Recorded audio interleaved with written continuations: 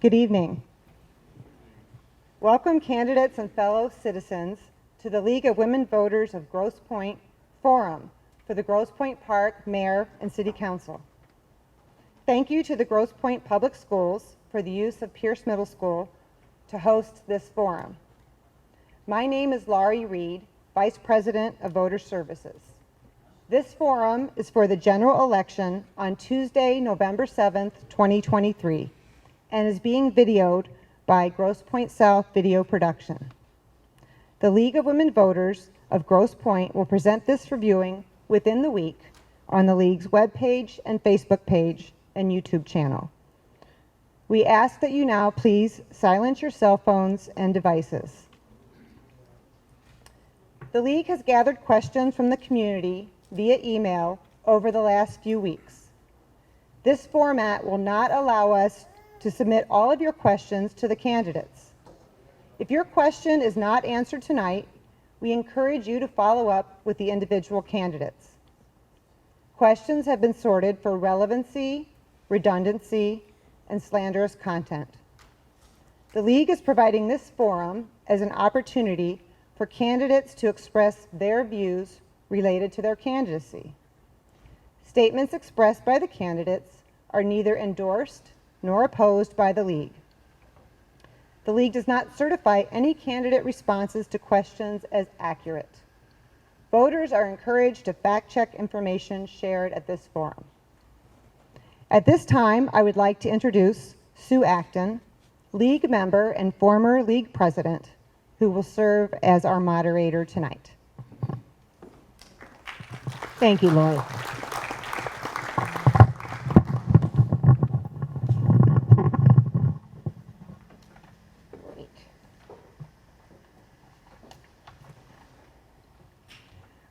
The League of Women Voters, did I just mess it up? Hello. The League of Women Voters is a national organization whose mission is to promote political responsibility through informed and active participation of citizens in government. The League neither endorses nor opposes candidates or political parties. We welcome all, men and women, 16 years or older, to our membership. The format for the forum tonight has been established by the League of Women Voters of Grosse Pointe. The format was received by each candidate prior to the forum. I'd like to introduce the League members that will be serving as our question sorters, our timer, and volunteer. Our timekeeper tonight is Mary Garlow. She's in our front row. Our question sorters were Lori Copland and Judy Masserang.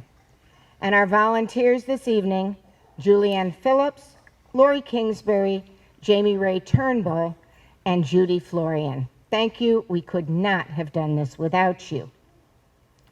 Now, there are two candidates for mayor for 1 2-year term, and they are seated at the far end.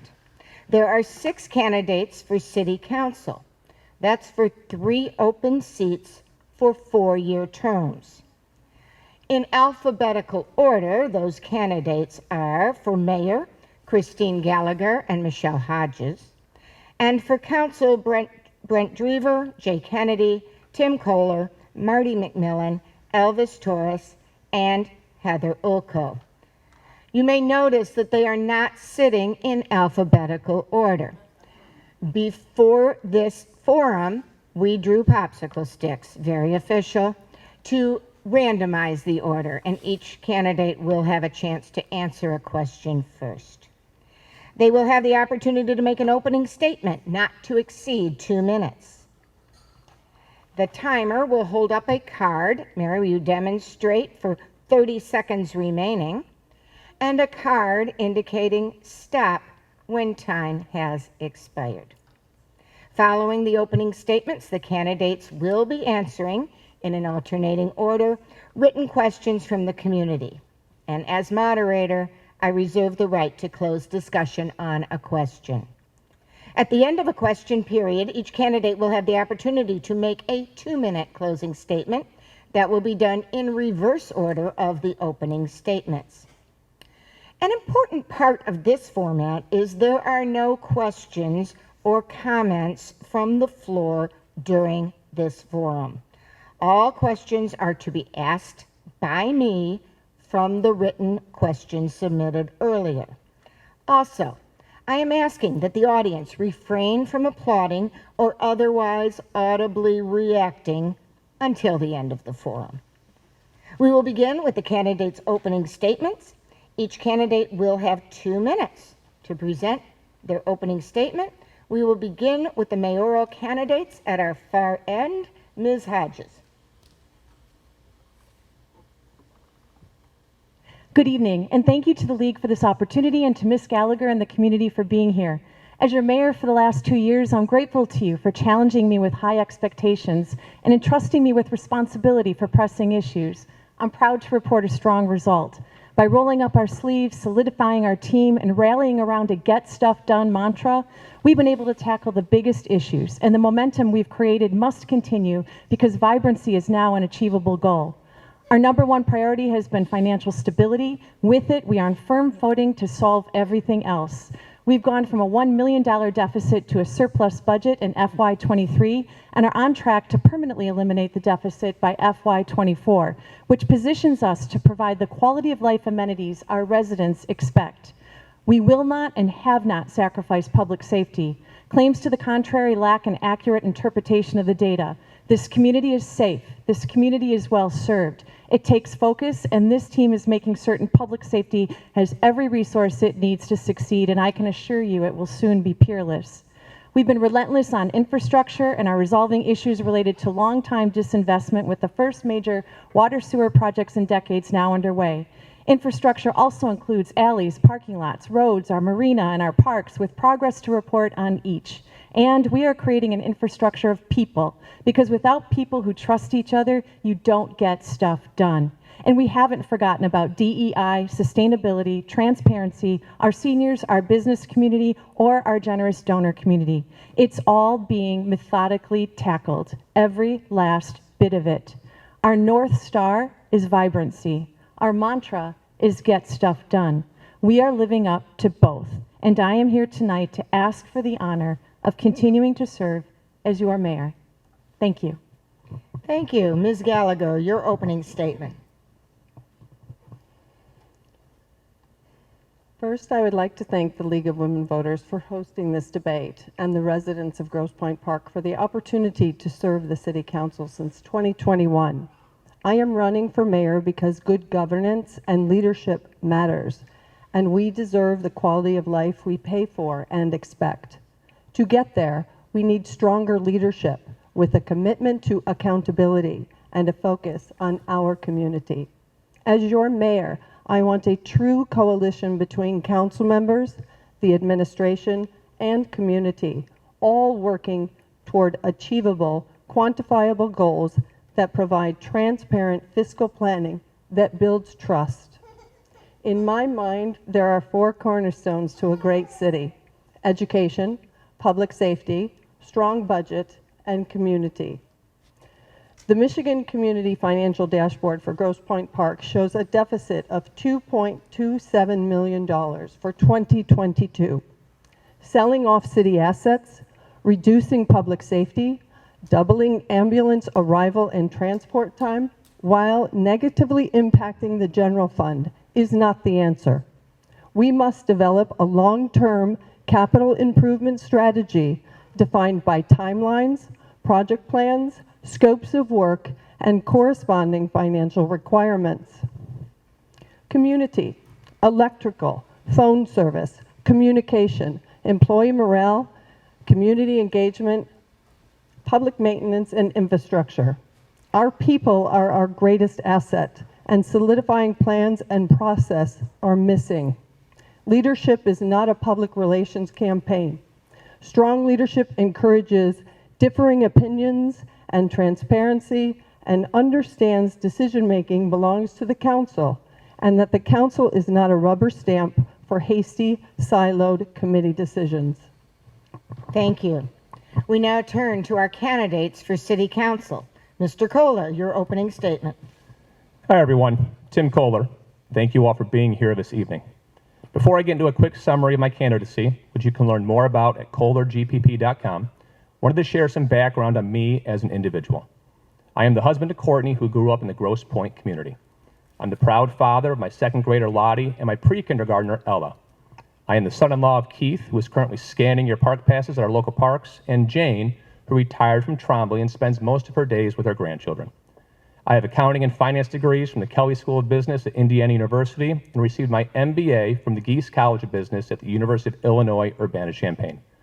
I had a 14-year career working for large accounting and consulting firms, working as a forensic accountant and change management consultant. For the last 6 years, I've proudly served as a public official for the state of Michigan.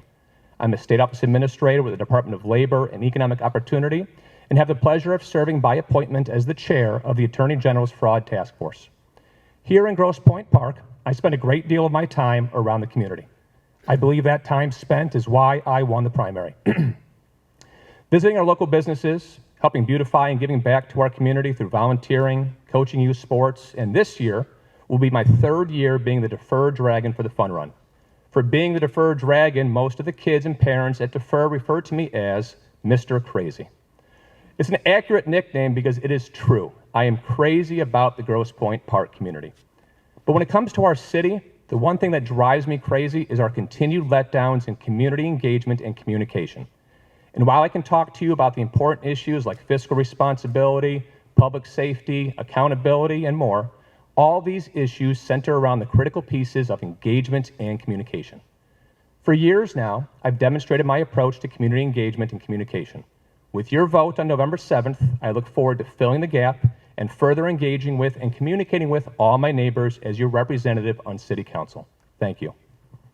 Thank you. Mr. Dreaver. Good evening. Thank you for having me here. I'm Brent Dreaver. I grew up on the West Side and left for the Marine Corps at 18. After 6 years in a tour of duty serving the White House and 2 presidents, I returned home to Michigan to attend college. While studying at U of M, I met my future wife, Joanna. In 2015, we moved to Grosse Pointe Park. When I began to discover the area, I knew it was special. I ate spaghetti at the Sunrise Sunset, formerly where Howlers and Growlers is now, and was warmly welcomed by the people working and eating there. I asked what the neighborhood was like. Their high praises of the area sold me soon after I bought a house a stone's throw away. The community here is special. I've traveled the world and have always found myself in awe of the neighborhoods that are communities. During COVID, I saw how many in the community came together to help each other out. My wife and I printed hundreds of ear relief straps for healthcare workers on the 3D printer in our basement. As we prepared to welcome our daughter, Grace, we swapped, donated, and received everything new parents could need to raise a baby. We eventually passed along cloth diapers to Elvis and Emma. Nowadays, we love doing family picnics at the parks and meeting up with friends or just running into neighbors there. I often work from my front porch and know the regular walkers, including the late Mr. Safadi, who used to pass by multiple times per day. It's a community, and it's why this place is awesome, and it's why I love it so much as I do. I see an opportunity for the council to engage more with this awesome community and benefit from what residents have to offer. That's a major reason why I'm running, to consistently and reliably bring resident voices to council and to help our town be the best it can be. Thank you. Mr. Kennedy. Thank you all for coming tonight. I'm Jay Kennedy, and I've lived here for about 50 years. Total. I raised my kids on Trombley in my old family house. My kids and I all went to Trombley, Pierce, and South. After that, I got a bachelor in business administration, in accounting, and also a law degree from U of M. I'm a 30-year trustee and a past president of the Park Foundation, which, as you know, has added a number of amenities to our community. I'm an active business attorney, and I've practiced as a CPA, so I think these skills will help me navigate the legal and accounting issues, the budget issues facing the city. My priorities, I think, like everyone, actually it's our largest budget item, is public safety. That's my top priority. I think we do have a ways to go with that. I want to help shape the best possible outcome for Trombley School. I graduated from there in '65. I've got a lot of fond memories and with me and my kids, and I'd like to see that come back as a public school. I understand we're going to be completing the EERV, the relief valve, which is great. I want to review our infrastructure needs and especially look at ways that maybe we can fund them with some grants from the state, which I think we need to look into a little more. And I want to promote transparency with and civility with the council. I think we need more of that. I think I'm in a unique position as an attorney to work with what I think will be a more politically diverse council. So I thank you for coming, and I hope you'll consider me. Thank you. Thank you. Ms. Ulku. Good evening. My name is Heather Ulku. Both my husband and I, along with our 4 children, are lifelong residents of the park. We have all attended the Grosse Pointe Public School System, including Trombley, and our youngest is currently a junior at Grosse Pointe South. I have been a realtor for the past 25 years here in the area, and that experience is what has inspired me to run for council. First and foremost, everyone on this stage tonight has stepped up and committed to volunteering a minimum of at least 2,000 hours over the next 4 years. Clearly, all of us here want just what's best for our community. I would like to thank the League of Women Voters for giving our residents the opportunity to get to know us all a little bit better tonight. To start, I believe that our current council has accomplished a ton of things in the past 2 years with a lot more to do. And I believe as a realtor, I bring a unique perspective that will be of value to this team. Public safety is everyone's first priority, followed a quick second by infrastructure. However, none of that works without solid fiscal planning, accountability, and management. The good news is that the city has hired a new finance director who's establishing long overdue procedures and instituting best practices to ensure our long-term stability. We are on the right track. We are very fortunate in our community to have experienced year-over-year growth in our property values, nearly 30% over the past 5 years. But as homeowners, we know that in order to protect those values, we need to properly maintain our homes, and it's no different with our city's assets and amenities. Our city is where we are today, whether it be our sewers or our parks, because of decades deferred maintenance and ineffective long-term planning. We all love the new fitness center and movie theaters and are absolutely thrilled with the historic growth of our business district, but we no longer can kick the can down the road and ignore our failing systems. I feel this council is on the right track, and now more than ever, it is critical that they work together as a team. Although I will not pretend that I have all the answers, I do have common sense and know that my experience as a realtor will bring real value to that team. Thank you. Thank you. Mr. Torres. Good evening. Thank you to the League for having me here today. My name is Elvis Torres, and I'm running for City Council of Grosse Pointe Park. My beautiful wife, Emma Torres, formerly known as Emma Peck, along with her 2 younger sisters, were born and raised right here in Grosse Pointe Park, and her family has been here for over 50 years. My wife went to Trombley, Pierce, and South, and her parents, her dad is a long known realtor here in the city, in Grosse Pointe Park. My mother-in-law is a retired teacher from a local school district, and my wife and I met over 10 years ago, and ever since I've been visiting here at the park, and I fell in love with it every time I came over. So it was only natural after getting married here locally in Grosse Pointe, when we decided to raise our family, to come to the best community we know to raise families, is right here in the park. So that's why we're here. A little bit about my background. After the events of September 11, 2001, I joined the armed forces because of the call of duty, and I decided to become an officer in the U.S. Army and did a tour in Iraq to defend our country. I completed my engineering degree at the University of Puerto Rico. I got my project management professional certification a few years ago, and I most recently finished the executive MBA program from the University of Michigan 2023. I own a small business consulting firm providing project management and engineering services to infrastructure type of projects for the last 7 years. I've been doing that, And that's just a few of the reasons why I think my experience and my background will be valuable to serve in our community. Thank you. Thank you. And Mr. McMillan. Thank you, League of Women Voters, for giving us this opportunity tonight. I am passionate about Grosse Pointe Park. I have both the business and community leadership experience to be effective on your city council. I grew up in Grosse Pointe Park as part of a family of 17 children.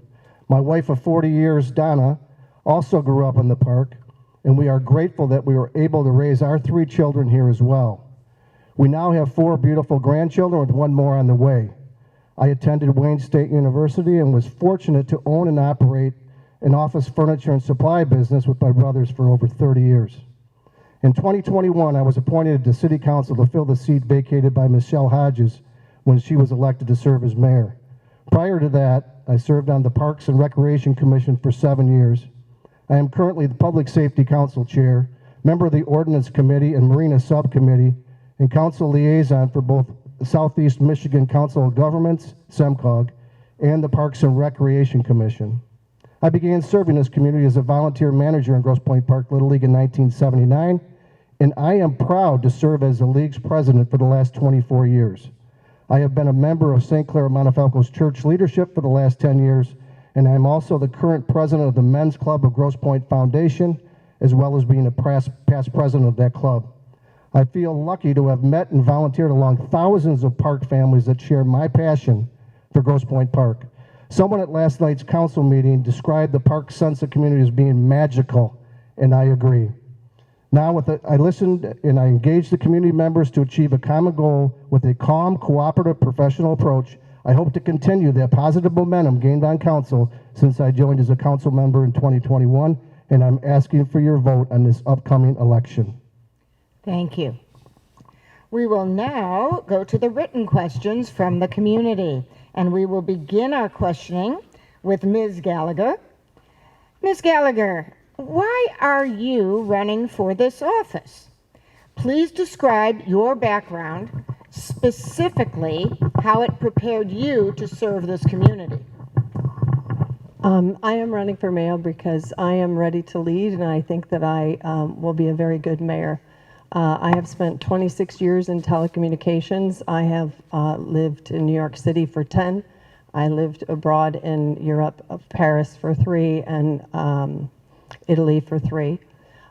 During that period of time, I have worked with large Fortune 100 companies for problem solving, looking to reduce costs or expand their network portfolio or product portfolios, their network reach or product portfolios, looking to increase their customer base, looking to reduce costs.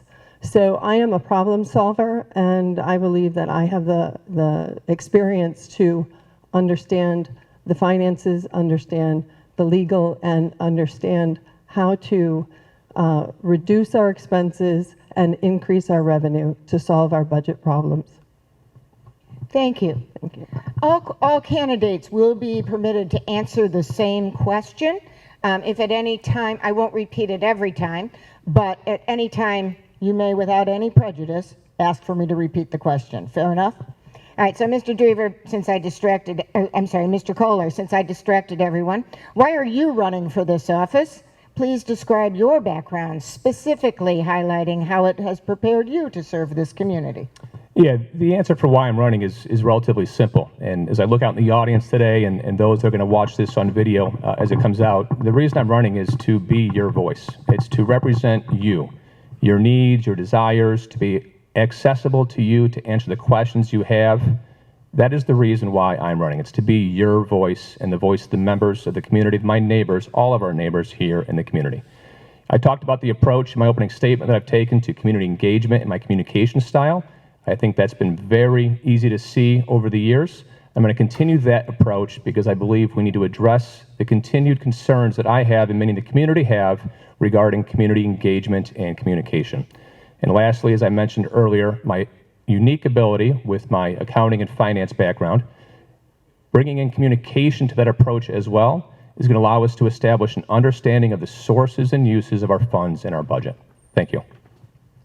Thank you. Mr. Dreaver. I'm running because because I'm proud to be a Grosse Pointer, and I'm amazed by this place. I love it, and I want to invest in it.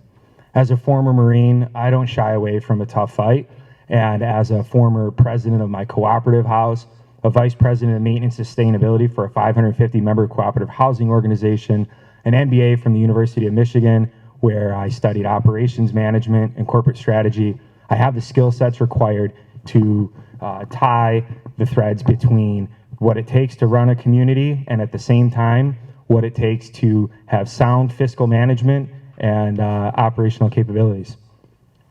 Thank you. Thank you. Mr. Kennedy. Yeah, I'm running because I think my background as a lawyer and a CPA will help with what I think we'd all agree are some structural budget issues with the park. You know, we've come a long way, but we've still got a ways to go, and I think I can help with that. As I mentioned earlier, I also think my experience as an attorney will help me work with I'll call it the new council, which again I think is going to be a little more politically diverse, and I think I can help bring people together for the best interests of everybody. So, thank you. Thank you. Mrs. Ulku. I'm running for council because I love this community. Like I said earlier, my husband and I are both born and raised here. We've raised our children here. My mother still lives here. It's a great, amazing community. And as a realtor, over the years, I think I can bring a perspective to the council that's somewhat missing. I think I'm very committed to our city ordinances and our code enforcement. As a parent with 4 children, I've spent a lot of time in our parks and recs, which I'll have to say our Mutants team is some of the best. I've been involved in many activities with youth sports and all those different things that I think we need also a voice on the council to address those issues as well. Thank you. Thank you. Mr. Torres. Yes, I want to, as I mentioned in my background, I come from different places. I live in multiple states in the United States. I come from working in different organizations, from the military as an officer and working in the industry, utility industries and engineering, and doing a lot of project management in my career. And along with that, I understand the way that you have to structure the processes to make it effective, involving all stakeholders, which means the people in the community, the people involved in the administration, the people in the council. So I think those things prepare me, especially to be able to effectively run our different projects and our different organization decisions that we have to make.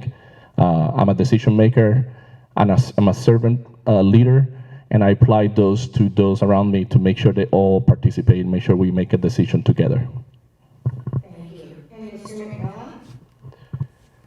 Why am I running? First of all, I love Grosse Pointe Park and always have. I lived here most of my adult life. I've lived here over 60 years. And I was always taught, with being brought up with a large family, to give back. And that's part of what I like to do, is volunteer. You can see that through my resume. Running a business, I had to deal with employees. I had to meet payroll. We have challenges with all kinds of employees, and I had to deal with that. So that is giving me the skill set to actually come and work for our city of Grosse Pointe Park, which is our customer. That is our customer, and I was involved in customer service. I have the heartbeat. I love the city, and I just want to continue what we have built here the last couple of years. Every time you do anything, even on your own house, you finish one thing and it gets better, and then you keep thinking of another thing and another thing and another thing. So I think we just have to keep working and make this city great. All right, so I don't think I can take your appendix out, but I certainly can lead this community. I feel as if my skill set's in perfect alignment. I'm a team builder, not a PR team builder, a results-oriented champion team builder that gets stuff done. My Michigan State University urban planning degree is important to my skill set. I've worked in the public and the private sectors. I've built nonprofits from nascency to maturity, which gives you expertise in finance, HR, legal, marketing, etc. I have credentials, a graduate of the Institute for Organizational Management, the Economic Developers Institute, Michigan Political Leadership Program. I have a track record. I believe very much in the importance of nonpartisanship at the local level and have adhered to that my entire career because it allows you to be a very solid, critical thinker. I'm not a politician. I'm a mission-minded community servant who only believes in what is best for community service and for our community. And so it truly is a calling for me, and I believe in true problem solving that gets true results, and it would be an honor to continue doing that right here in our Grosse Pointe Park. Thank you. Mr. Kolar, you will lead off for question 2. What are the 3 most important challenges facing our community, and how do you propose to address them? You know, the 3 most critical issues that are facing us, are number 1, public safety, and I'm pretty confident that everybody on the stage is going to have an agreement there. When we have our metrics up 61% year over year, we all want to live in a safe community. So that's number 1. Number 2 then is fiscal responsibility, right? We have clearly differing opinions as far as the current financial situation for Grosse Pointe Park. And it takes a lot of us to get in there. Ginger, I don't see her in the audience, but a huge shout out to her for what she is currently bringing to City Council. I look forward to working with her. And then the third most important thing then is accountability. When we see our neighbors, and I point to the city of Grosse Pointe, they received nearly a $5 million grant. I'm curious why City of Grosse Pointe Park hasn't received similar type of funds. So having accountability for our city administration and the decisions they make daily to make sure that we can identify, in this example here, funds available both the federal and state level, that's a critical factor as well for us. Thank you. Thank you. Mr. Dreaver, same question. I think the number 1 issue that we face is our community engagement, and number 2, fiscal responsibility, number 3 is public safety. I say that because I think that the community and how it's involved with the government and the decisions that are made is the vehicle through which everything else flows. It's how we make decisions. It's how we prioritize. It's how we know what's important. It's how we get people like me to come and run for city council so that I can represent and make change. I also believe that the fiscal responsibility is the second most important thing. I think that we've got a long ways to go. I have seen some progress in council, but at the same time, I think that we need to continue to dive deeper and deeper into the books and understand where our money is going, properly allocate money. It hasn't been the best in the last few years, and I think there's a lot of improvement that could happen. And our public safety, there's been a rash of crime lately. I applaud our public safety director and the work that the whole public safety department has put in, but there's... Thank you. Mrs. Kennedy. I think everybody, I think public safety is probably our biggest challenge. We have lost 6 officers, as I understand it, since 2020, and whether we've got enough, I think, is an issue. Fiscal responsibility is a big issue. I guess I'd have to respectfully disagree that we've got a balanced budget if we have to sell a $400,000 asset to make it appear that we've got a surplus. I don't think that's really, if you've got an operating company, that would not be a surplus selling off an asset like that. I'm also passionate about Trombley School. I know we have limited control of that, but I'm going to do whatever I can to try to get that to back to being a public school. It's going to take a lot of work and time, I think, but... Thank you. Ms. Ulku. I believe that communication is the biggest issue facing our city. I think that our public safety does a phenomenal job and always have. Grosse Pointe is a safe community. We will always be committed to increasing funding for that department, regardless of what council's there. But we have to communicate better. Our finances, I believe, are for the first time in decades are on track. We're going to give it some time and work through those finances. But again, it's all about communication. We have to communicate with our community better than what we've been doing. There's a lot of great things going on. The city council and the city administration have moved mountains when it comes to transparency, but we have to reach out to the community so they can get that. We also need to work on our staffing issues. That's one of our biggest challenges, whether it be in public safety or in the city administration. Thank you. Mr. Torres, what are the 3 most important challenges facing our community? I think we've been mentioning. I've been part of the Public Safety Advisory Committee for the last 2 years, and I have seen how the public safety had done a great job with the resources they have from hand. So they, as previously stated, there's a challenge there to continue improving those resources, those human resources, and make sure that we have enough personnel on the streets to continue keeping us safe. Number two, there's progress being made, but I think there's a longer-term plan that needs to be continued on the infrastructure. We don't want to lose people that are good residents here because, we have issues with sewage backup or things like that, but progress being made. I think we can continue doing that, and everything stems from financial responsibility, as I mentioned as well. We need to continue the progress, the forward progress, of the positive progress to improve the long-term balance of the funds. Thank you. Mr. McMillan. I think the three most important are public safety, municipal services, and our aging parks and infrastructure. Our city must run an efficient operation and set spending priorities that rank public safety first. The budget must effectively forecast future operating costs and delineate required improvements versus desired improvements. And as a council member, I will ensure that the safety and security of our community is our highest priority, and I'll provide support and leadership in making that substantial, proactive, and fiscally responsible decisions related to upgrading to our sanitary and storm sewer systems.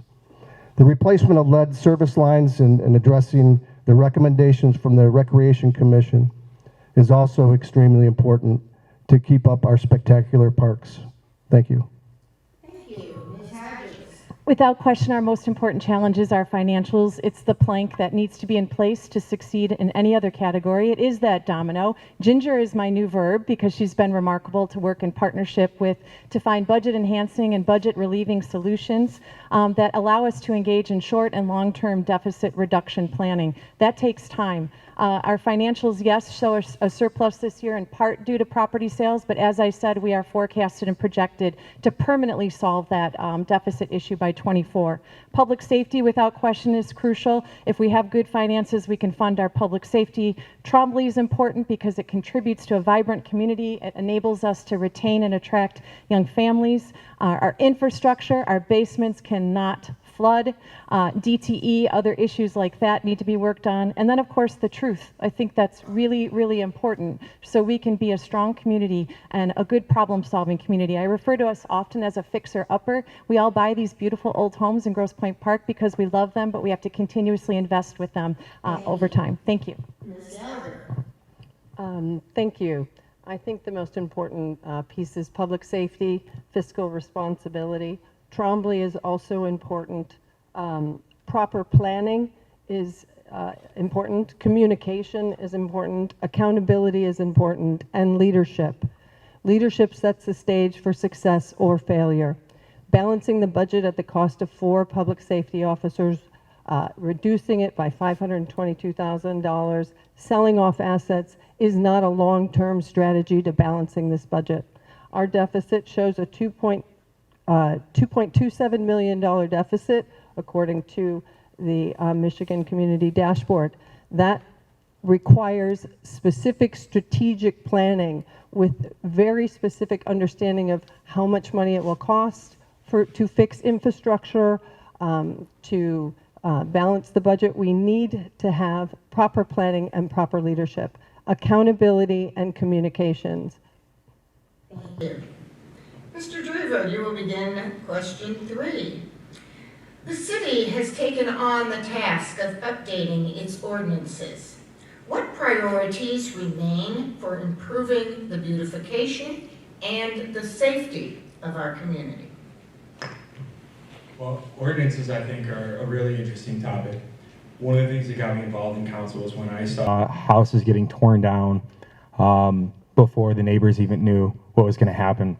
I don't want to name any names out, but there were people that woke up early in the morning to seeing a house bulldozed 7 feet from their window. And when we all came to council, we found out that This could get torn down before there was a vote on it. This could get torn down before there was a zoning change. So basically what happened was there was the way our ordinances were written, it allowed for a house to get torn down without the community knowing it was going to happen, without the council having a chance to vote on it. And if the council did turn around and say that they weren't going to vote for the zoning change, then we'd be left with just a flat lot with nothing to be built there. I think that's really what I have to, I mean, the ordinances is a huge problem. I think ordinances are important. I think one of the things, though, that we have to be sure we do is enforce the ordinances that are in place. I mean, I know people put their garbage out early. There's junk on the streets often, and I think, we need to kind of watch out for that. I know that costs money to hire people to do that enforcement, but I think, we've got to keep that up. I'll mention one ordinance that I think is maybe coming, and that is the short-term rentals. We talked about, or the council talked about that a few weeks ago, and I think that'll be an important issue coming up. I've got a 97-year-old mother who lives next to one of these Airbnbs, and it scares her, frankly. So I think. And I don't think people want to live next to a hotel, and hopefully that will be one of the ordinances that we adopt soon. Thank you. I think that ordinances cover a wide plethora of different issues that face our city, from the daily, trash when that's going out, to, such as Mr. Kennedy just mentioned, the Airbnb ordinance, which is going to be the short-term ordinances, which is going to be a huge issue facing us. We have to be able, as a community and a city, to balance the needs and the rights of property owners versus running an inn next door to homeowners. So that's going to be a challenge and interesting, and how we come about and how we decide what we're going to allow. I mean, certainly I think that private homeowners should be allowed to rent out their property, a couple times a year, or take advantage of different events coming up, whether it's the NCAA or something along those lines, but yet our neighbors still have to have quiet enjoyment as well. So along with those, and then also we have to look at our C of O ordinances and how we can build upon those so that we can be helping our homeowners, whether it be inspecting sewer lines or snaking out their sewer lines as well. There's a lot we can do. Thank you. Mrs. Torres. Yes, I think as it was previously stated, there are a lot of things that can be covered in this subject, but basically it's a matter of recognizing those ordinances that are not up to date in terms of relevancy to our community.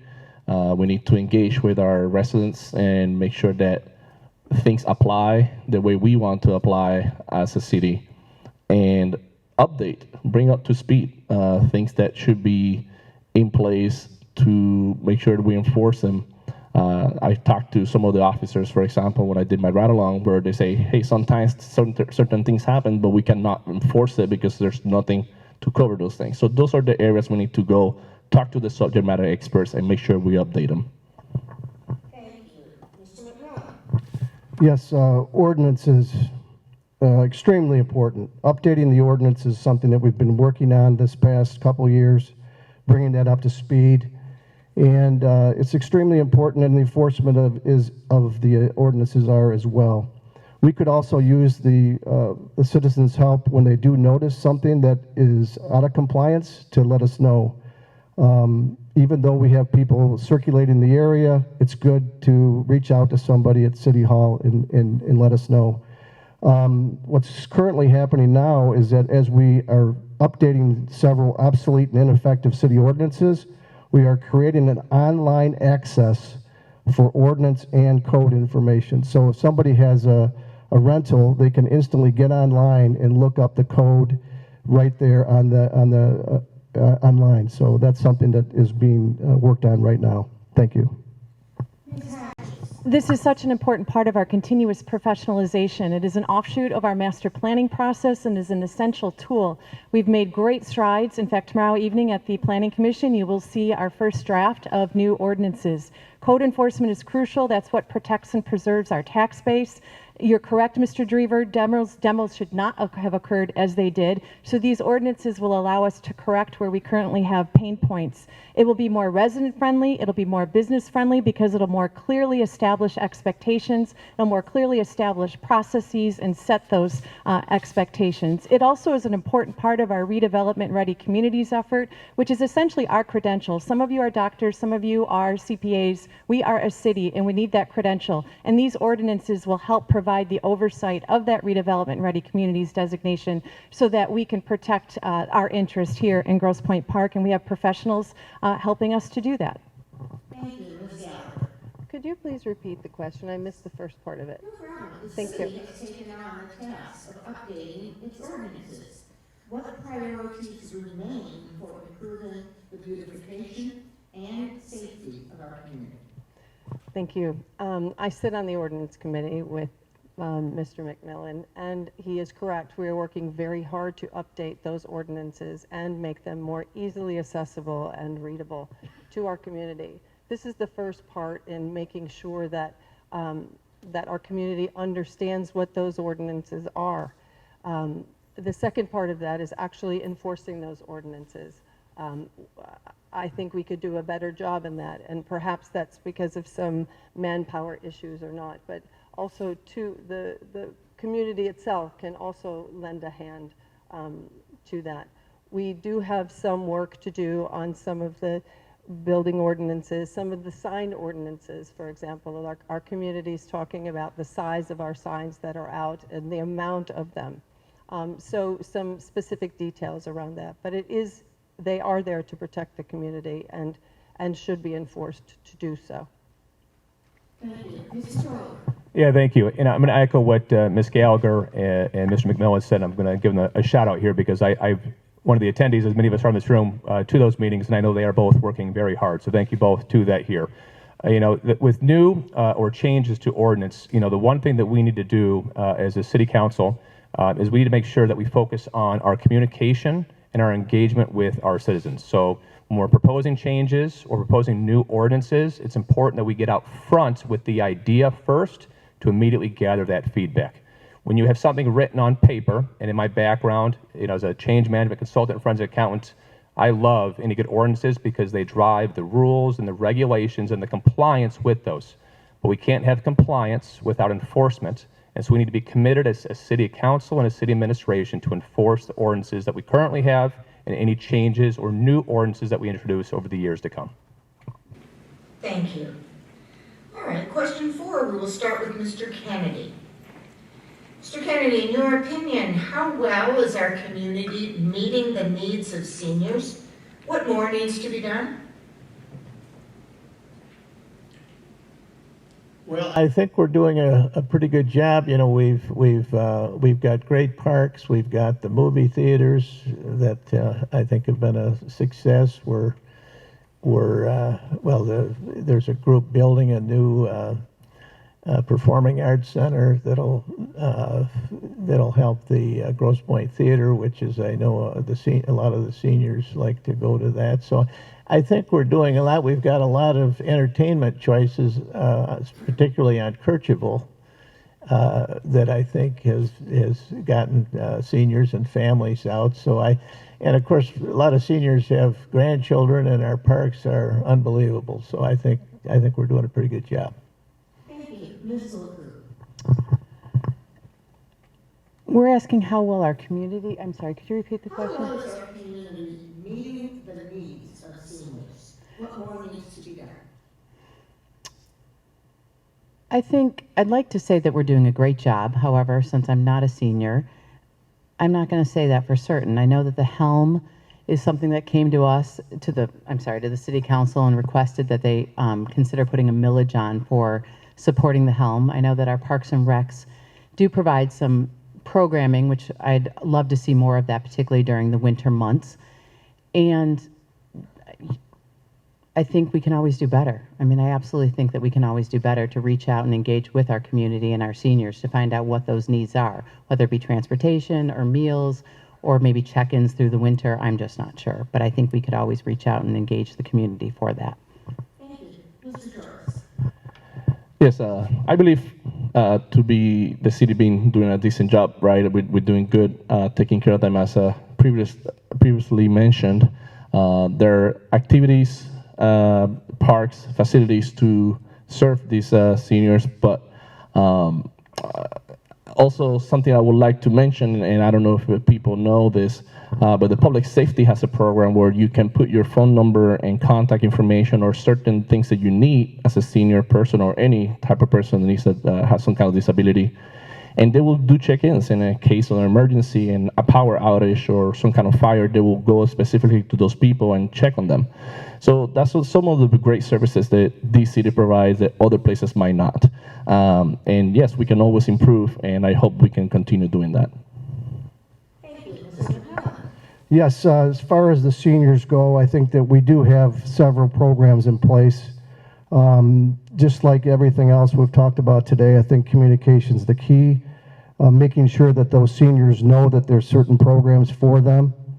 Our parks are an excellent example where people could bring their grandchildren to play, exercise. We have that beautiful gym, the upcoming SCOP Center, the pickleball courts. That was a donation from our Grosse Pointe Park Foundation, and I think that's something that currently we have, I believe, 3 pickleball courts. And that's something maybe we can look at to see if we could turn that into 6, because that's a growing activity for seniors. So communication, and our communicator, we're talking about getting that back out, and I think that would be nice to have a section there just for seniors. Thank you. Seniors are so crucial to this community. It's one of our fastest growing demographics, and if you could all figure out how to have babies, we'd have Trombley back open in a minute. And we do need to structurally prepare for the result we wanted. So when I first assumed the role of mayor, I did create a new position, which is a liaison to the senior community, so that we can be in active dialogue and really understand the needs and the issues. I've been working closely with the Helm to figure out their long-term sustainability solution, because they need something more certain so that those services can be provided earnestly and ardently.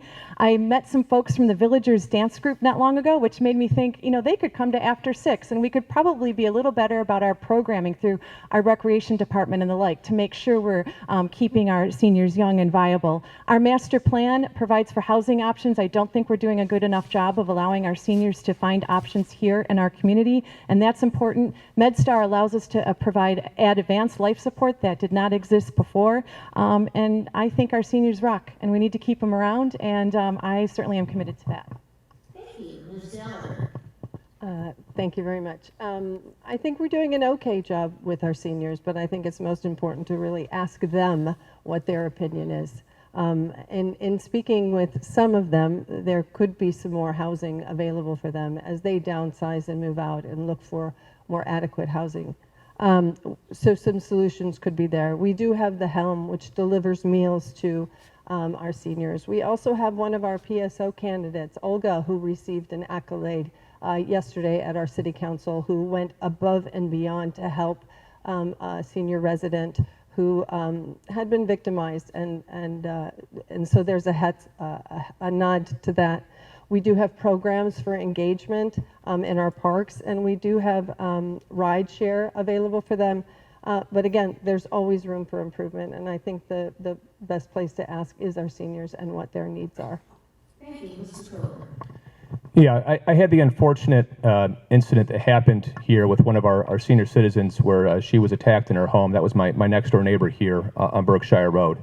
And prior to that, you know, over the years prior to that incident, and she just recently sold her home to move in with her sister, the community came together specifically around her in the neighborhood to deliver her meals, to help rake her leaves, right?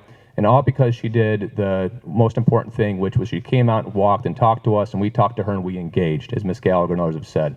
And that's really the most important thing, is engaging with our senior citizens, you know, helping them find opportunities to engage with their neighbors in the community, to find those programming opportunities.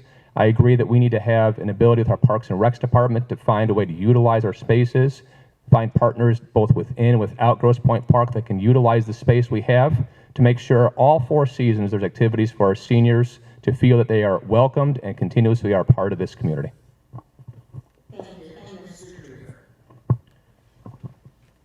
Grosse Pointe Park has unparalleled community activities and amenities. I'm proud of our community for what we have here. I think it's great for seniors that you don't have to worry about being able to walk down the sidewalks in the wintertime because our city keeps them clear so that people can get out and move around. But at the same time, when I talk to seniors, public safety is such a high priority. People want to see that presence of police officers or public safety officers, but that's challenging when the public safety department is short-staffed. We need to have the public safety department fully staffed. Thank you. All right, turning to question 5. We're halfway home, everyone. We're going to turn our attention now to city finances, and we'll begin with Ms. Ulku. The city has both downtown development and tax increment financing plans, also known as the DDA and TIFA plans, which set forth very broad guidelines for how these funds can be used. Within that guidance, what would you like to see the funds used for? Well, first, I'd like to see the funds be able to go back into the community that it serves. We have, like we were talking about city ordinances earlier tonight, we do have city ordinances and we have upkeep, and I'd like for some of the residents in that district to be able to use those funds and access those funds for much needed repairs. I'd like to see those funds improve the alleyways. I'm trying to think, I just lost my train of thought, sorry, about the alleyways and the business district to make improvements for that area itself. Thank you. Mrs. Torres. Can you repeat the question, please? Sure. The city has both downtown development and tax increment financing plans, commonly known as DDA and TIFA plans, which set forth very broad guidelines for how these funds can be used. Within that guidance, what would you like to see the funds used for? Well, that's, like you said, very broad coverage of those finances, but it comes down to, revenue generation. I believe, a part of that budget, you need to understand that balance between, income versus outcome, right, or outgoing money. And we have to develop a way to perhaps continue that income of revenue, right? Keeping it going in terms of those areas that are very important for the generation of those in the city. And that goes back to giving that infrastructure that easy, usable area for people to be to come over and spend their money and make sure that we can live, in a safe area as well. Thank you. Mr. McMillan. Yes, the TIFA and the DDA, we have some great volunteers there. We have the chair, we have members of those committees of both TIFA and DDA, and they do a great job analyzing the needs of the community, analyzing the needs of the city, analyzing the needs of the businesses, and they make those recommendations and allocate those funds in coordination with our city manager. But I think that I'd like to see the money continue to go to the community, continue to help the businesses, especially, and a lot of those businesses in there are very small businesses, and they could use any help that they can get. So I think that our volunteers, once again, going back to the park people that volunteer their talents, they do a great job on both those committees. Thank you. Thank you. Ms. Hodges. Yes, thank you. I've served as an executive director of DDAs and TIFAs in the past, so I know them well. I know how important they are as economic development tools. They're the rising tide. They grow our tax base. They protect our general fund for other uses. And we have governing documents that should govern how those dollars are spent. The effectuation of the master plan, of our parking studies is an important use of those dollars. We do have GMA hired to develop a campus plan for our DDA, so the effectuation of that. OHM is presently engaged in a planning process as well. We will need dollars for those to continue to give grants to our residents so we further stabilize the northwest sector. If we can continue to stabilize our borders, which is a very important multiplier and opportunity to grow our tax base, reduce crime, find prosperity for all, and work in partnership with our neighbors. And then leveraging those dollars, can they be used as matches to bring other grant dollars to the community? We do pursue all of those grant options. If you've seen that other communities have gotten them and we have not, it's because we do not qualify for that source. We are very conscious about how to do that, and we've seen $1 million for MAC come recently as well. Thank you. Ms. Gallagher. Thank you very much. I think that the money coming from the DDA and the TIFA should always go back into the community to support business, to grow our tax base. I think that we can see some of the results of those in the businesses that we have and the community around supporting those businesses. I do a lot of yoga. I know some of those grants went to my hot yoga studio, and they were able to put some things on the outside that made it look beautiful, better, and for the community. But also because of our deficit, potentially there's opportunity for the TIFA and DDA to help us on our to balance our budget. Maybe a consideration to speak to. But in essence, as long as the money is going back into the community, I think that's the right place to be. Yeah, the DDA and TIFA really are focused on, as we've all talked about here thus far, economic development. And what we see, and I'll give the example here with our TIFA, we have the residential improvement program. And we see a lot of our neighbors there that were able to beautify the front of their yards with the walk-ups there. It's been a very successful program. I'd love to see some numbers on that. And I think that's something that we need to really celebrate, not only as a TIFA, but also as a community at large. You know, with all this stuff too, it comes back down to a communication component here. Every time I talk about the residential improvement program, I always get the question of what is that and do I qualify, right? So clearly there's a gap there with communication and how we project out to our neighbors the opportunities that are there. And really, as I look to the future use of DDA and TIFA around economic development, I really think we can focus on beautification. And I think about all the easements for the homes that are part of those boundaries. Think of how the beautification we can have if we put rain gardens and butterfly gardens in there, had a volunteer group of individuals here from the community. That would be a wonderful thing for us here, I think, with beautification for DDA and TIFA. Our TIFA district is also a neighborhood. The residents don't want their neighbors' houses torn down, so I think we need to stop using TIFA funds to support the conversion of our walkable community to flat lots.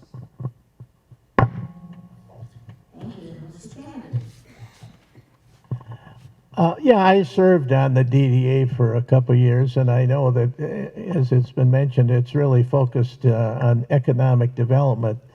You know, there were some good and mostly smaller projects. I think, you know, maybe it can help with the deficit to the extent that it's doing things that the city would otherwise do. But I think it's done a good job. And I will say, I think, you know, it's even though it's an organization and maybe a lot of people don't, you know, don't know much about it, you know, I think every citizen has the opportunity to make suggestions and should, probably to Nick and maybe some of the other members of the DDA and TIFA. Thank you. Thank you. All right, our next question will go to Mr. Torres first. If elected, what 3 steps would you take to ensure that our city is on a firm financial footing and has a balanced budget? It's been the subject. Yeah, again, as I mentioned before, it comes down to revenue generation. We just mentioned the previous question. There are areas that we have to work with our businesses, our local businesses, the way ordinance enforcement has been happening, make sure that all the taxes are collected, right? It comes down to that. And then we need to work, truly work, see what are the services that are spending more than they should be. How much we're spending in services that perhaps are not being useful, or the value is not there, or how we improve it and make it more efficient, how we're spending that money. So it comes down to going line item by line item, and verifying that everything is the way we want it as a community, and make sure that that balanced budget is in place. I think my first step would be meeting sooner with our a new financial person, Ginger. When I first came on council, things were happening fast, and we had a workshop. And at a certain point, when things are happening that quick, you don't have, you try to take all this information in. So I think my first step would be meet sooner with our new financial person, and also sit down with the city manager and the mayor to go through that, along with the different committees that the committee that we have for which is Tom Caulfield, is the chair of I think that's going to be the key, and then assess from there our needs, what's important to the city, and where we can save money, and where we can spend our money appropriately. Thank you. Thank you, Ms. Hodges.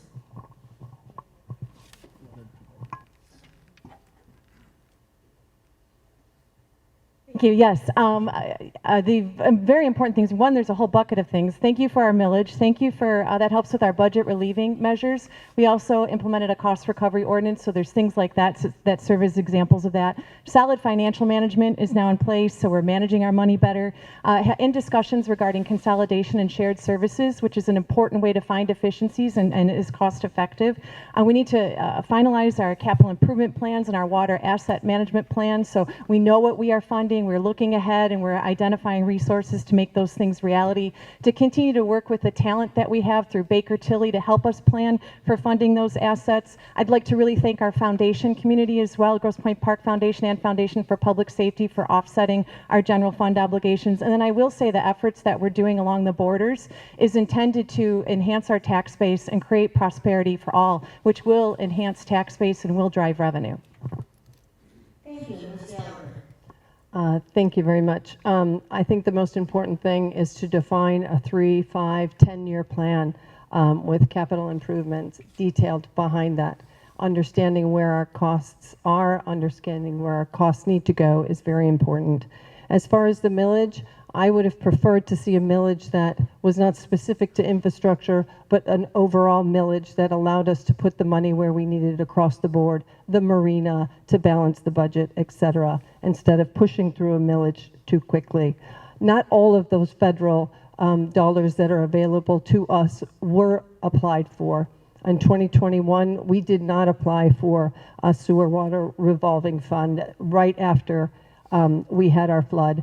We were ripe to receive that money. We should have received that money. And that comes back to accountability and leadership.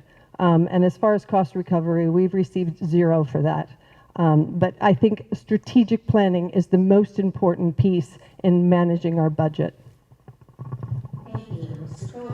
Yeah, thank you. And I just want to call out for the community. Obviously, there are clear differences here as far as what our financial situation is. And myself and Mr. Kennedy obviously share the same opinion, and we're the only 2 individuals that have the finance and accounting background there. So just let you settle on that for a second.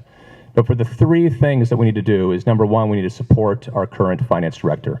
She's finally putting things in place that we should have had in place for decades. I wanted to give her a standing ovation after her presentation she did in July at the City Council meeting. So support for her is critical.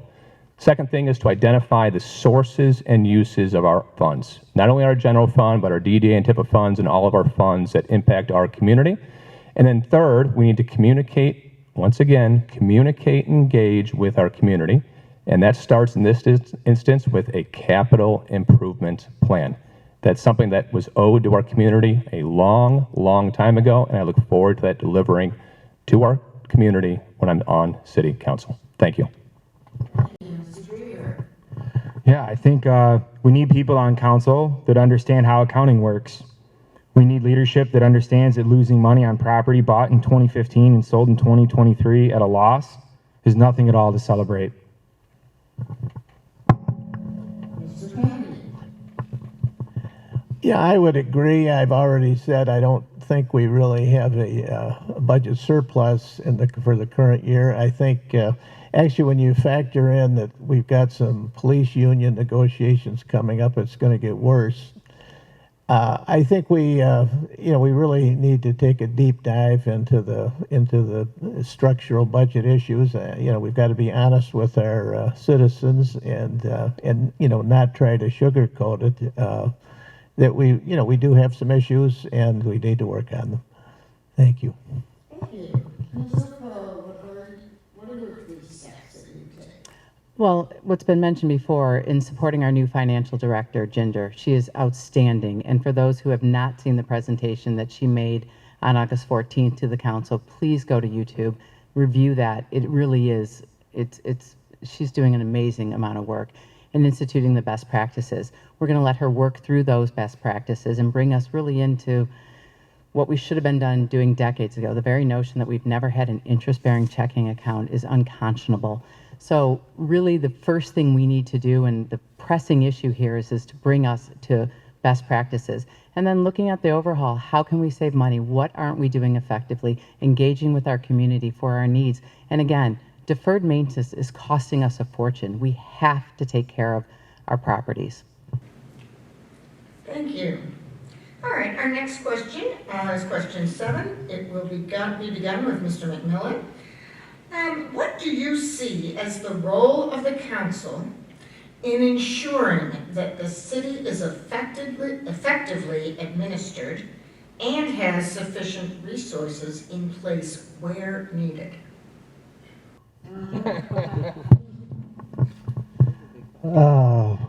I think the role of the city council is to let our city manager manage with checks and balances. We have committees. We have, Public Safety Committee. We have the DDA, TIFA. We have all those committees set up, ordinances, and so on, Parks and Rec. And that's what our job is, to hold the city council, the city manager, accountable for his actions for our city, to take care of our customers, as I said earlier. My role as city council is not to micromanage.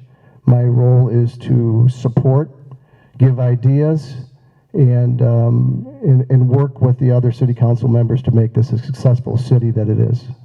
Thank you. Ms. Hodges, what do you see as the role of the council?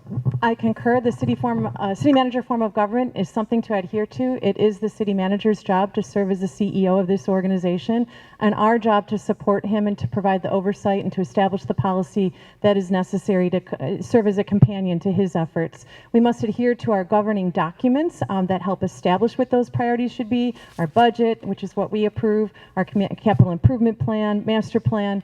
We establish goals and objectives for that city manager. We create an organizational culture that allows our team to thrive, because if they're not a strong team, they languish, and if they're not supported.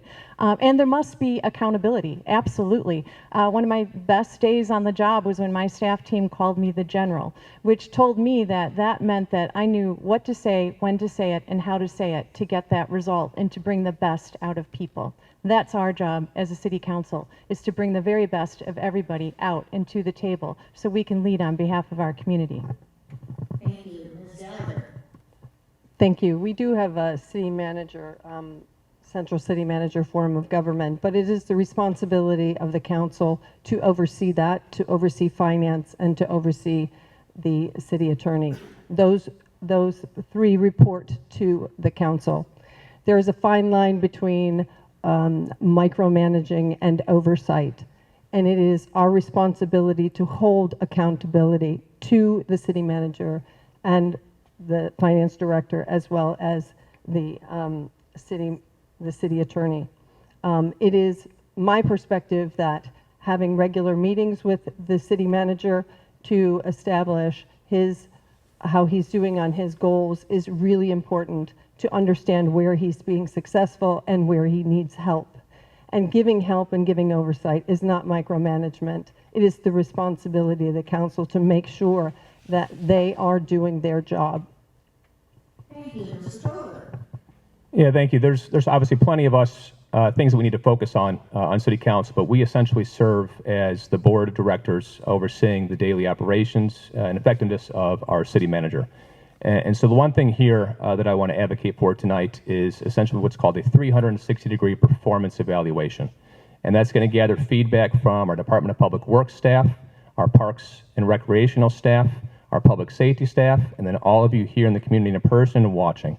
Putting that in place will allow us to identify the deficiencies as well as the successes that we have in our experiencing with our city manager, and we can utilize that to guide him as the board overseeing his responsibilities on areas that he needs to improve upon and have measurable goals we can measure him against in future reviews going forward. Thank you. Thank you. Mr. Dreaver, what do you see as the role of the council in ensuring the city is effectively administered and has sufficient resources? The role of our council is to serve. It's to serve the community we live in and make it better than what it was before.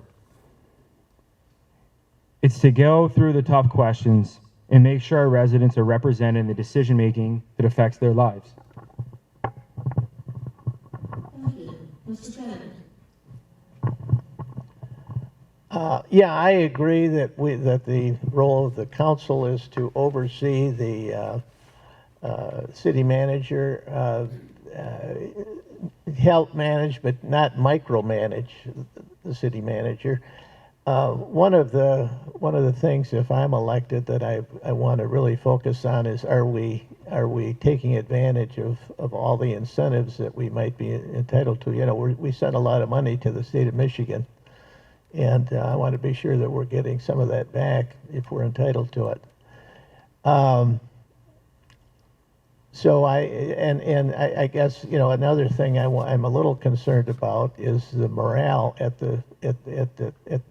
City Hall.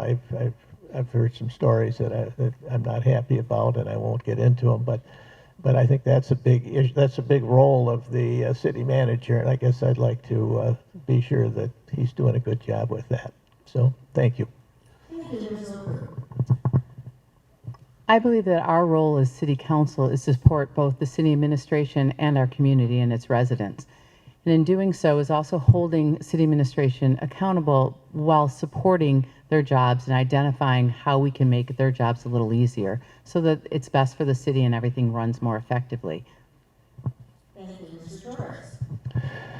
Yeah, I believe the city council has not only the responsibility as a board, we set the strategic vision for the city, for the city manager, for the city administration to conduct business. But we also represent the residents. We are the voice of those residents, and we have to be unified when it comes to how we communicate, how we receive feedback, and how we pass that to our strategy as a board. We need to make sure that we take all those inputs, take into consideration, and make the best decision possible. We need to continue the representation, and making sure that we unified not only the council, the administration, but with our residents. Thank you. Thank you. For our next question, we'll begin with Ms. Hodges. The ever-present question on communication. Community engagement has always been a challenge.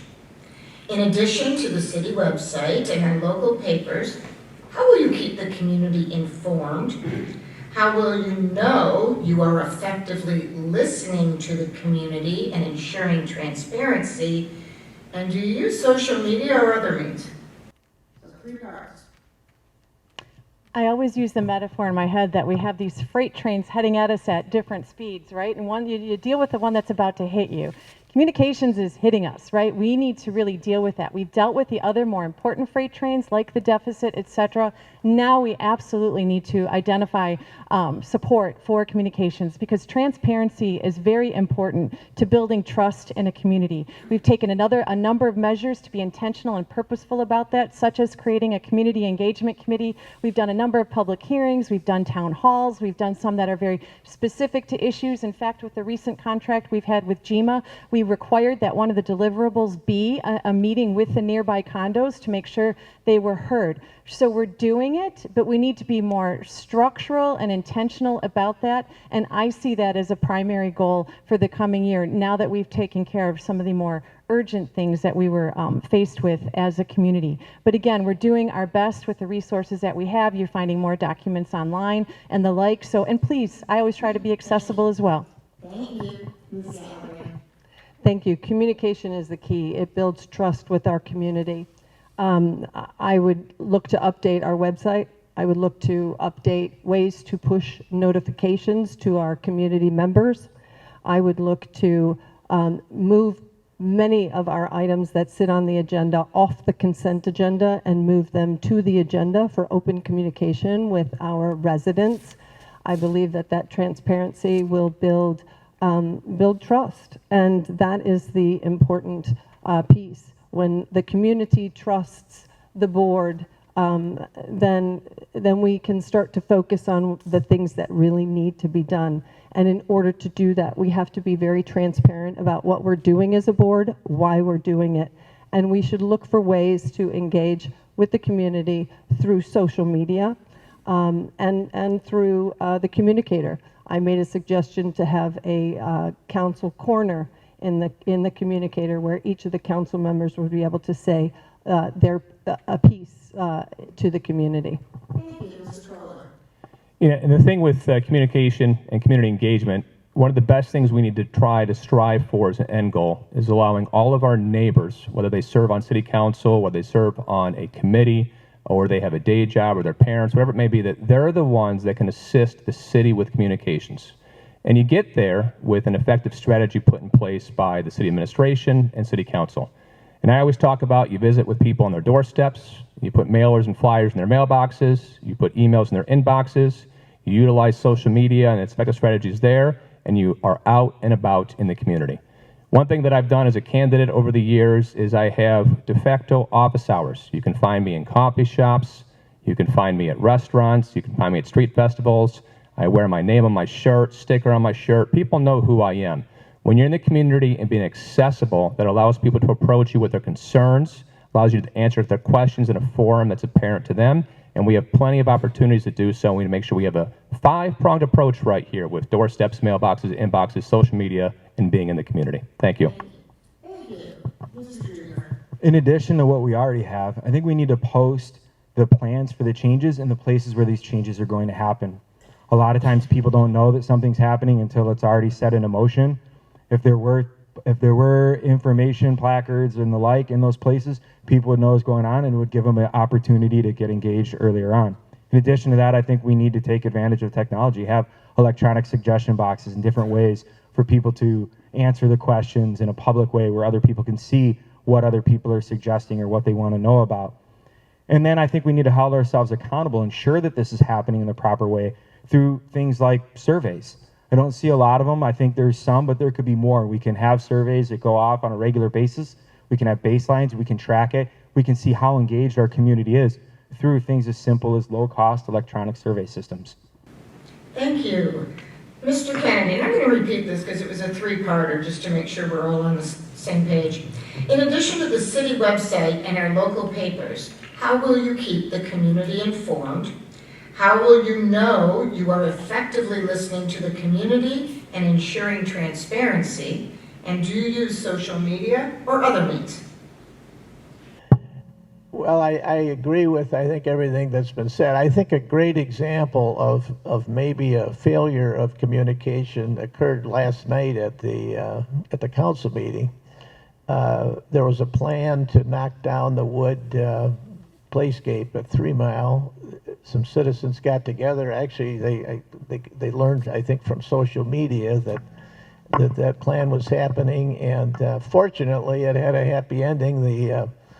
The foundation, who was sponsoring the new playscape, agreed, and they're not going to knock that old structure down. They're going to put it at Windmill Point Park. So that was a great citizen effort. I think it would have been better if the city had let the plans get out a little sooner, and it wouldn't have had as much drama. It had a happy ending, as I say, but I think we could all learn from that experience last night, so thank you.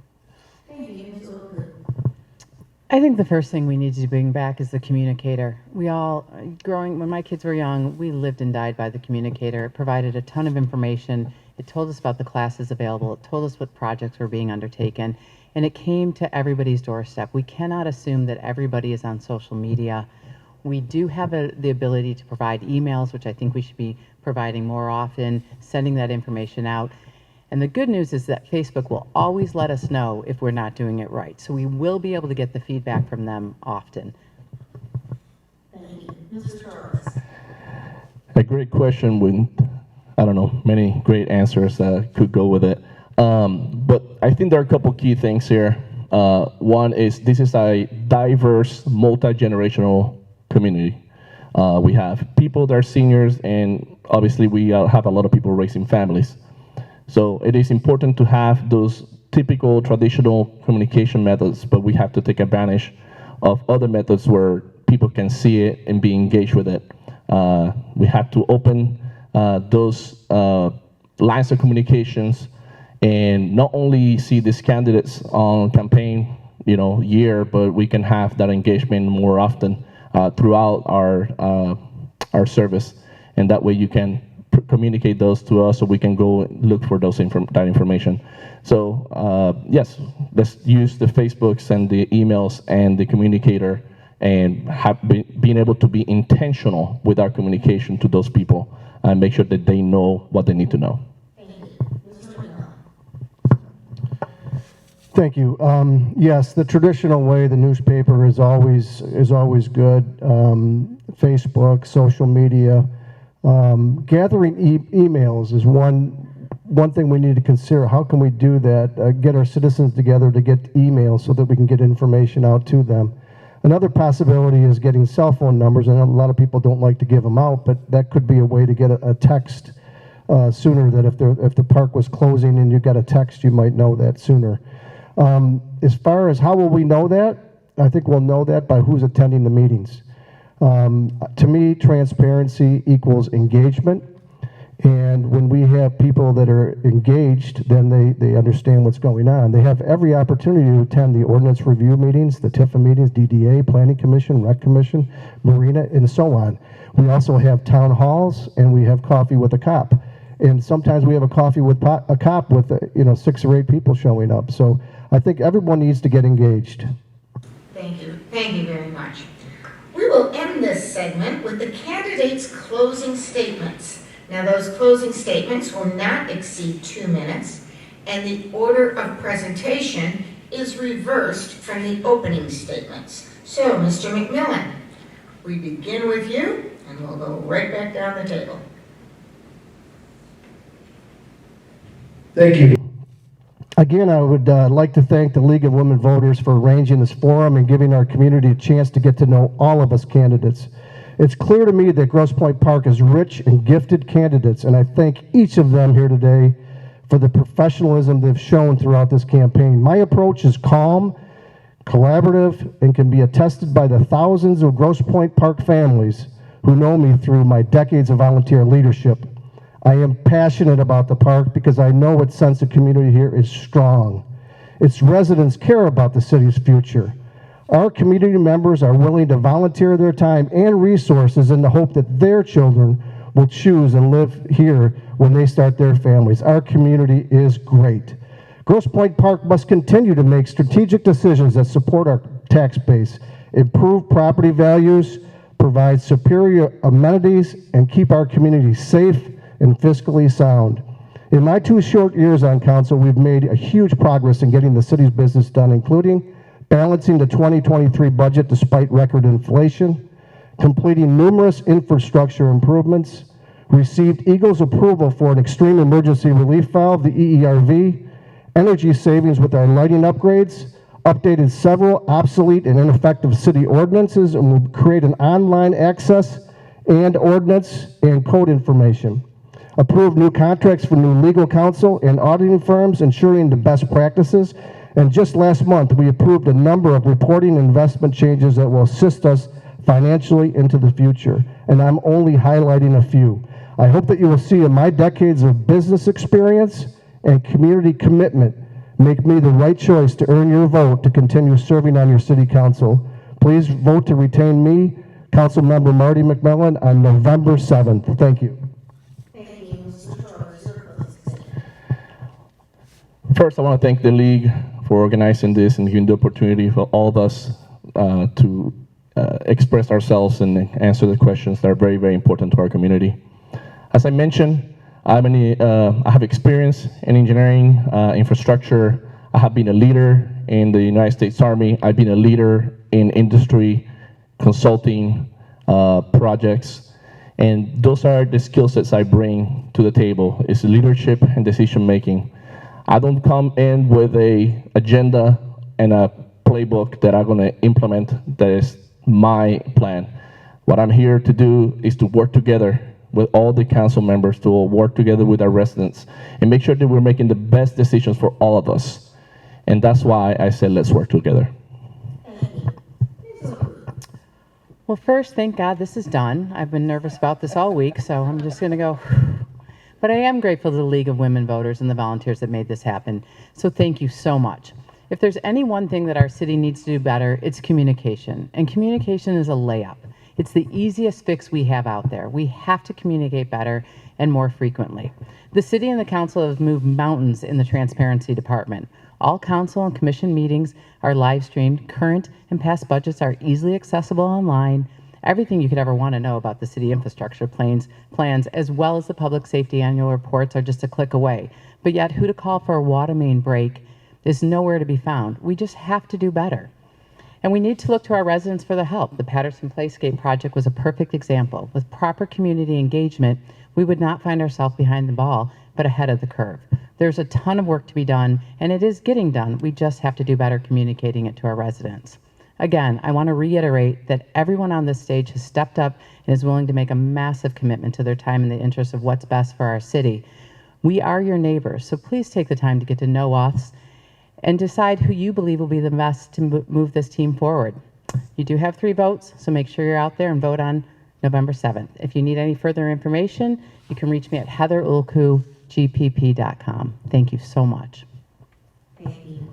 Mrs. Kennedy. Yeah, I'd also like to thank the league and all of you who came out tonight. I think this has been great. You know, I've mentioned some things. I think we've got maybe some differing opinions on the public safety and maybe the budget issues. But I want to end on a high note. I was looking at there's a service called the Niche Rating System, and it picked the best place to live in Wayne County. And Grosse Pointe Park is the #1 place to live in Wayne County. And we have been the best place to live for at least the last 4 years. So I think we should all be proud of that. We've got an overall grade of A+, schools A+, good for families A+, nightlife A-. I think that's, I'm sure, come up in the last 10 years. Crime and safety, we got a B, so I'd like to get that up a little bit. But again, I think we should all be proud of that and be happy. I think with all our amenities, it's not hard to see why we were rated #1. As I've said, I've got experience as a lawyer and a CPA. I think that will help with the budget issues, and also I think I can work with other members of the council to reach a consensus on a lot of these big issues that we're going to be facing. So again, thank you for coming tonight. Thank you. Mrs. Dreaver. Thank you everyone for being here, and thank you for giving me the opportunity to speak tonight. The Brent Dreaver rating system also says this is the best place to live in Wayne County. But you know what? We can't take this place for granted. The Playscape at Patterson Park, for example, was built decades ago because our community came together to focus its efforts on something awesome. For the last week or so, and up to last night, a new generation of our community came together to preserve that Playscape, dreamed up by children by making their voices heard. A few months ago, however, we watched houses get torn down while the voices of our community were largely ignored. We were told that despite what the residents in the parking studies said, some insisted that their desire for cheap parking was more important than the walkability of our town or houses for the next generation or a family to grow up in. Our community will not continue to thrive unless we have a government in place that not only encourages the community voice but empowers it. We have a lot of wonderful things worth preserving, like Patterson Park Playscape and houses in the patch, and some things that can develop and grow too. These types of decisions are for residents and are best made with public input. I've experienced working on systems to crowdsource ideas and bring them to fruition. I hope to bring that expertise to Grosse Pointe Park to help our city thrive. We residents all have different backgrounds, experiences, and life situations, but we have in common that we care about this town and want it to be a great place to live and raise a family. In the Patterson Playscape context, we saw what can be accomplished when residents are involved. On council, I will keep that momentum going and keep the community involved while asking the tough questions. Thank you. Mr. Kolar. Yeah, I want to thank you to the League of Women Voters for hosting, and thank you to all my neighbors here on stage and in the audience. And I wanted to end tonight talking about labels. And to help do that, I wanted to read out loud an email that has been recently circulated. The email reads, as you've likely heard, these are the primary election results. What jumps out at you? What should be obvious is that of the 3 top vote getters, 2, Kolar and Dreaver, are progressives. The email continues.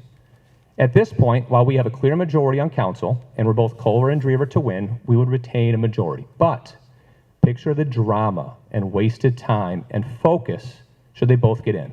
We cannot afford to let that happen. The letter continues with the request to support the re-election of Mayor Hodges and to support McMillan, Torres, and Ulku over Kennedy. Now, for me, as an individual, what I always find consistent in messaging like this is the fear and appeal to that emotion. There is nothing about leadership ability, communication style, or the approach to the issues. When we talk about drama, apparently it is not dramatic to have bulldozers show up unannounced feet from our neighbors' homes. Nor is it dramatic that our key crime metrics are up 61% and public safety morale is low due to the lack of support by the city administration. It's also not dramatic that Grosse Pointe Park finds itself in negative news stories in print and on social media for failures of engagement and communication.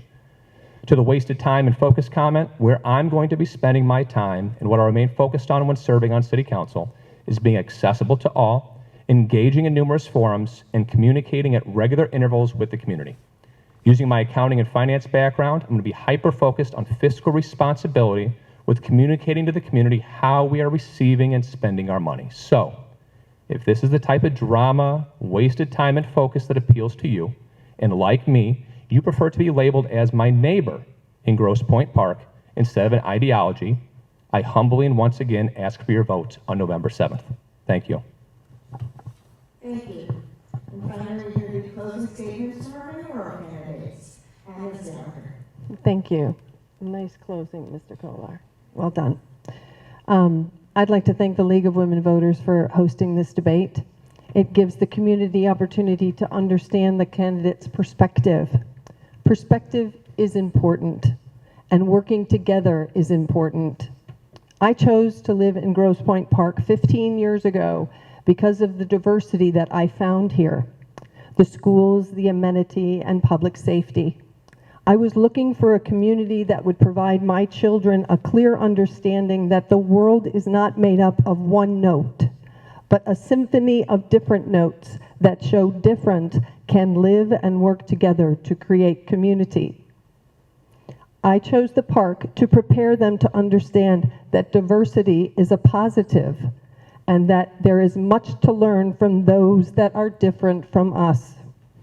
I am confident that my professional and work experience has prepared me for the role as mayor, and my commitment to give back to my community will make positive strides to move our city forward in ways that will build confidence and trust in our administration and its ability to manage our fine city.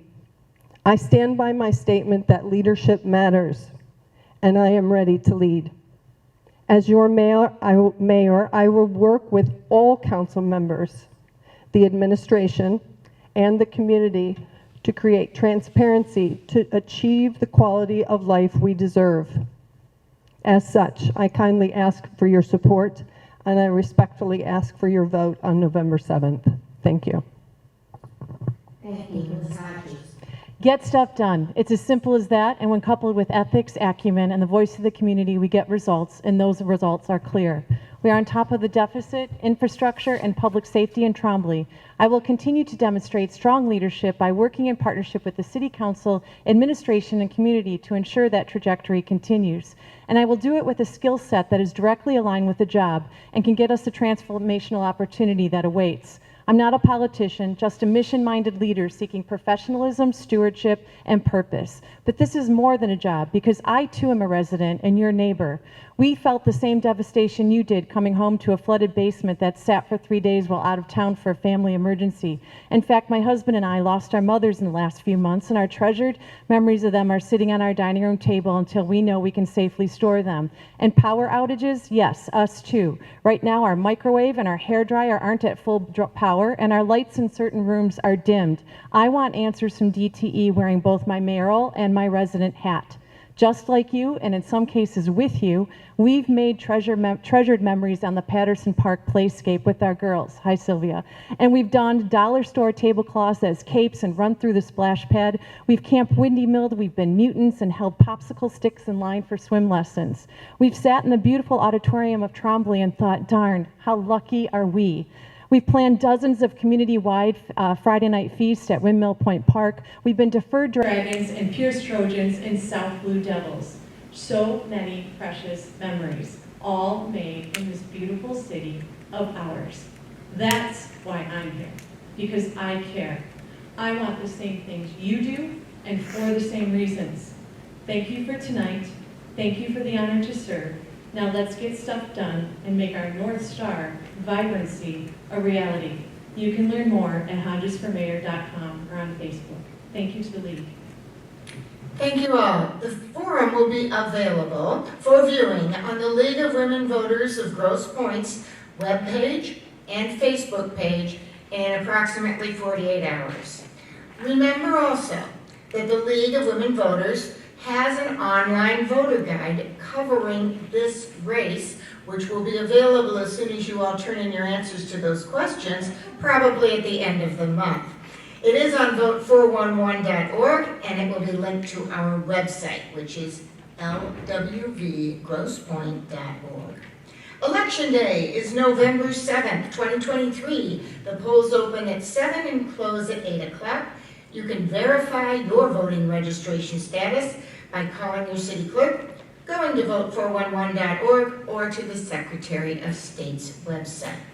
Before we adjourn, we have a short but important list of people we need to thank.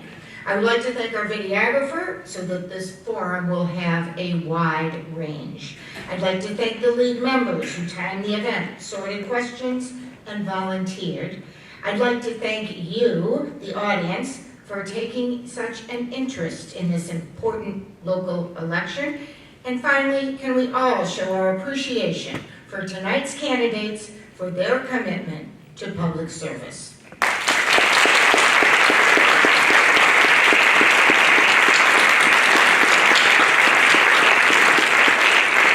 Thank you, and have a good evening.